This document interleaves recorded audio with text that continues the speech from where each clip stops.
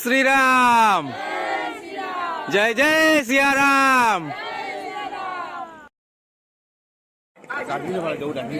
তো ফাইনালি আমরা কই আইলাম? অযোধ্যা। জয় শ্রীরাম। জয় শ্রীরাম। এখন রাত্রে বাজে মোটামুটি কয়টা, 3:15 রইব। তো এই আমরা পৌঁছে গেছি অযোধ্যা ধাম জংশন। জয় শ্রীরাম। জয় শ্রীরাম, জয় শ্রীরাম, জয় শ্রীরাম।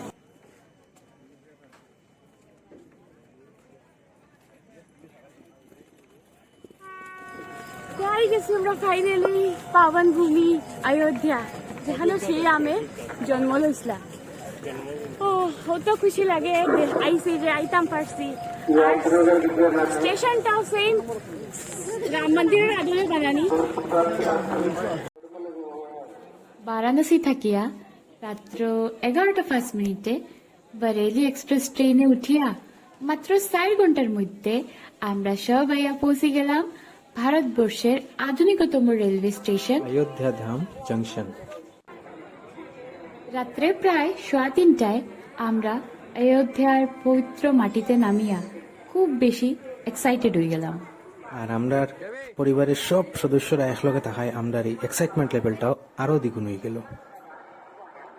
রাম মন্দির থেকে মাত্র 2 কিলোমিটার দূরত্বে থাকা এই স্টেশনটা 144 মিটার লম্বা, 44 মিটার প্রস্থ আর 11.7 মিটার উঁচা। এই স্টেশনটা 3 তলা বিশিষ্ট একটা অত্যন্ত উন্নত মানের রেলওয়ে স্টেশন, যেখানে এয়ারপোর্টের মতোই সব আধুনিক সুযোগ সুবিধা দেওয়া হয়েছে। তোমরা যারা এই স্টেশনে আইছো তারা হয়তো সবেই দেখছো কিরকম ফেসিলিটি আছে, যেটা আমরা অন্যান্য স্টেশনে দেখতেই পাই না। গভীর রাত্র থাকায় আমরা সব স্টেশনেই অপেক্ষা করার সিদ্ধান্ত নিলাম। তার মধ্যেই তারা জিয়াসালা স্টেশনটা এক্সপ্লোর করা শুরু করে দিল।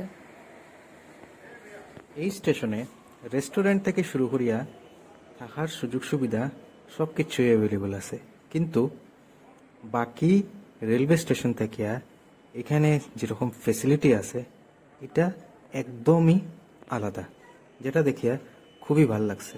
প্রায় 2 ঘন্টা সময় কাটাইয়া ভোর প্রায় 5:15 আমরা সব স্টেশন থাকিয়া হোটেলে যাওয়ার লাগিয়া বাইর হয়ে গেলাম। স্টেশন থেকে মাত্র 2 কিলোমিটার দূরে থাকা রাম মন্দির দর্শনের লাগিয়া তোমরা অপেক্ষা করো। Till then, tata. জয় সিয়া রাম।